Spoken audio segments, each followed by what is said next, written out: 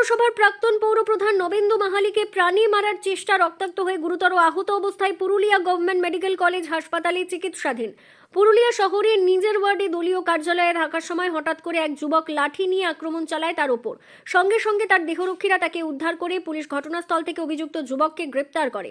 কী কারণে প্রাক্তন পৌরপ্রধান নবেন্দু মাহালিকে প্রাণে মারার চেষ্টা করা হলো তার তদন্ত শুরু করেছে পুলিশ। নবেন্দু মাহালি বলেন, কিভাবে এমন আক্রমণ আমি কিছুই বুঝে উঠতে পারিনি। প্রতিদিনের মতন যখন আমি কাজ করছিলাম তখন হঠাৎ করে ওই ছেলেটি এসে আমার মাথার মধ্যে আচমকাই আঘাত করতে থাকে। আমি সঙ্গে সঙ্গে মাটিতে লুটিয়ে পড়ি। তারপরে আমাকে হাসপাতালে নিয়ে আসা হয়। বাকি কিছুই বুঝতে পারছি না। স্থানীয় মানুষেরা জানান, প্রতিদিনের মতো তার কার্যালয়ে কাজ করার সময় আচমকাই আক্রমণের তীব্র নিন্দা করছি এবং দোষীদের উপযুক্ত শাস্তির দাবি জানাচ্ছি। দিকে একটা উইকেটের মতো দেখলাম।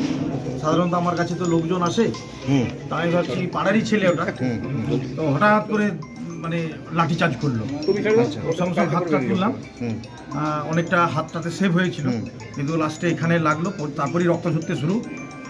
সঙ্গে সঙ্গে আমার সিকিউরিটি ভিতরে ছিল, সে সঙ্গে সঙ্গে তাকে ধরে ফেলেছে এবং তাকে আটকে রেখেছিল, এখন দিয়েছে। এবং হঠাৎ করে কি মনে হচ্ছে, কেন এরকম আক্রমণ করলো আপনার উপরে?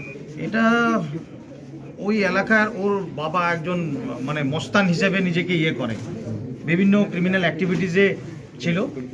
বহু আগে ওখানে এজেন্সির আন্ডারে কাজ করতো।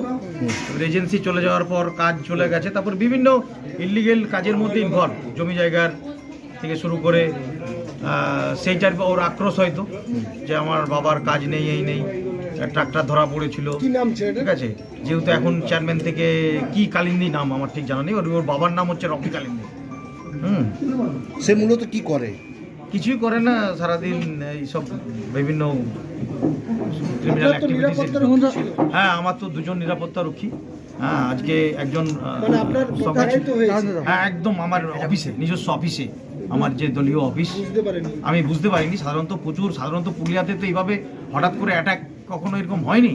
এবং সাধারণত আমার কাছে তো বিশেষ করে লোকজন আসে সহি সাবুত কথা বলতে। আজও এসছে লোক ওখানে, যেহেতু এখন সিগনেচার চলছে না, কিন্তু মানুষ আসছে, সেই সমস্যাগুলো আমাকে বলে দিতে হচ্ছে এসডিওকে। বলা যায় না এখন। আমার মনে হচ্ছে যেহেতু ওই এলাকায় ভিতরে হতে পারে, সব রকমই তাকে ইনসিস্ট করেছে যে এই সুযোগ আছে। এখন তো উনি চেয়ারম্যান পদে নেই, এই সময় অ্যাটাক করার একটা সুযোগ। কি পদক্ষেপ নেবেন এরপর? আমি প্রপার সঙ্গে সঙ্গে আইসিকে ফোন করা হয়েছে, আইসি সহযোগিতা গিয়েছিলেন, লোক পাঠিয়েছে, ওই ছেলেটাকে অ্যারেস্ট করেছে।